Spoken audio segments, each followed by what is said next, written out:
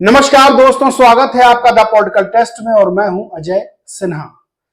दोस्तों, आपने सुना होगा, कहते हैं 100 सुनार की और एक लोहार की। और उत्तर प्रदेश की राजनीति में आगामी लोकसभा चुनाव में यही होने जा रहा है।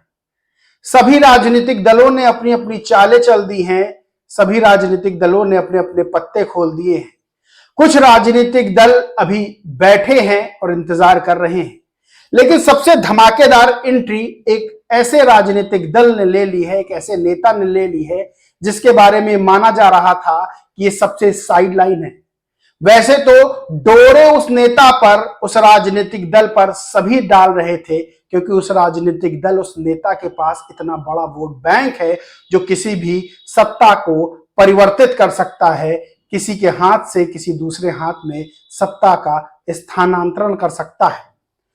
अब वही राजनीतिक दल ऐसी एंट्री मार रहा है, वो कद्दावर नेता ऐसी एंट्री मार रहा है कि सभी राजनीतिक दलों के जो पासे हैं वो अलट पलट गए हैं। वही राजनीतिक दल जो कल तक अपनी जीत का दावा कर रहे थे, वो अब सर पकड़कर बैठे हैं, उनके नेता सर पकड़कर बैठे हैं और मान नहीं पा रहे हैं कि इतनी धमाकेदार एंट्री कैसे मारी जा सकती है एन मौके पर। सिर्फ बड़े दलों की ही बात नहीं करेंगे उत्तर प्रदेश में, बल्कि उन दलों की भी बात करेंगे जो दूसरे बड़े बड़े जो दल हैं उनकी छांव में हैं और सोच रहे थे कि कुछ सीटें उनके खाते में आएंगी। लेकिन दोस्तों, बीएसपी ने यानी मायावती ने ऐसी एंट्री मार दी है कि बड़े बड़े दल तो छोड़िए, जो छोटे छोटे दल हैं वो भी अब ये समझ नहीं पा रहे हैं कि मायावती की उस चाल का, मायावती के उस दांव का, मायावती के उस हथियार का मुकाबला कैसे किया जाए। बता दें, मायावती ने अकेले 80 सीटों पर चुनाव लड़ने का ऐलान जब से किया है, तब से राजनीतिक दलों के जो चाणक्य हैं उनके साथ साथ बड़े बड़े राजनीतिक विश्लेषकों के कान खड़े हो गए हैं और वो ये सोच रहे हैं कि मायावती ने आखिर अकेले लड़ने का फैसला किया क्यों।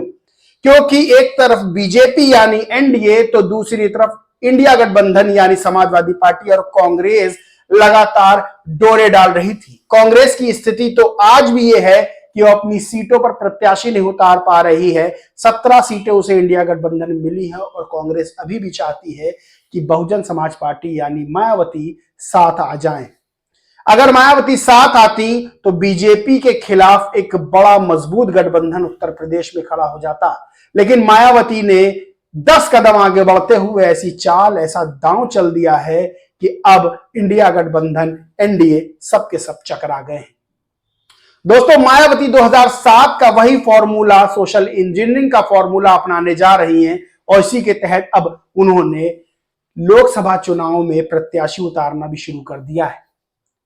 पश्चिम से लेकर पूरब तक और उत्तर से लेकर दक्षिण तक उत्तर प्रदेश की राजनीति में मायावती ने ऐसे ऐसे प्रत्याशियों को खड़ा किया है जिन्होंने ना सिर्फ इंडिया गठबंधन बल्कि बीजेपी की वोट बैंक में भी अब सेंध लगाने की तैयारी कर दी है। यानी इंडिया गठबंधन का वोट बैंक जो है वो ट्रांसफर मायावती के पास हो रहा है और दूसरी तरफ बीजेपी का भी बड़ा वोट बैंक खिसक के मायावती के पास जा सकता है, क्योंकि प्रत्याशियों का चयन इतनी समझदारी और इतनी चालाकी के साथ मायावती ने कर दिया है।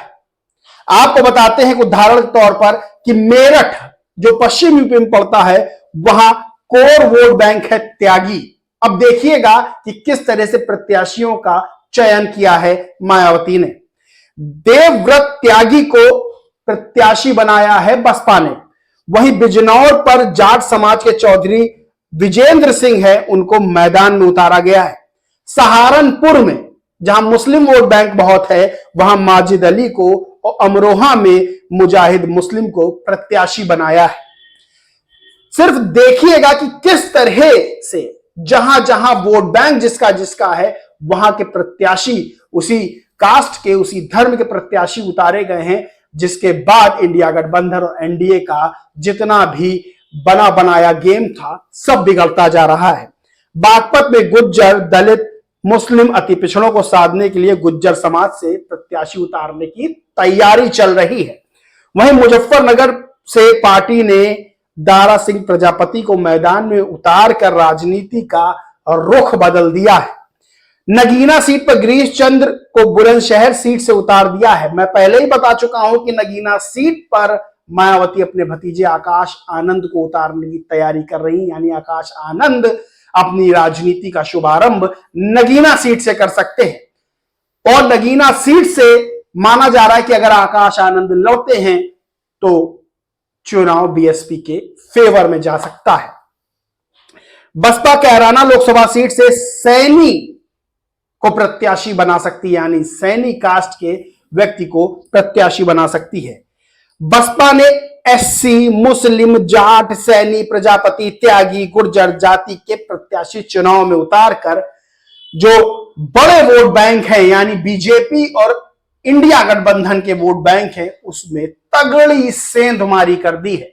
यानी अब तक समझा जा रहा था कि मायावती एकदम राजनीति में किनारे हैं, मायावती चुनाव पूरे मन से लड़ नहीं रही हैं, मायावती अगर अकेले लड़ेंगी तो जीत नहीं पाएंगी, मायावती के पास अब वैसे राजनीतिकार नहीं है, मायावती वो सोच नहीं पा रही है जो आज की जनरेशन में, आज की राजनीति में उपयुक्त है, सटीक बैठता है। लेकिन मायावती ने सभी बातों को गलत साबित कर दिया और मायावती ने फिर से 2007 का वो जादुई सोशल इंजीनियरिंग का जो फॉर्मूला था वो 2024 में चलना अब शुरू कर दिया है।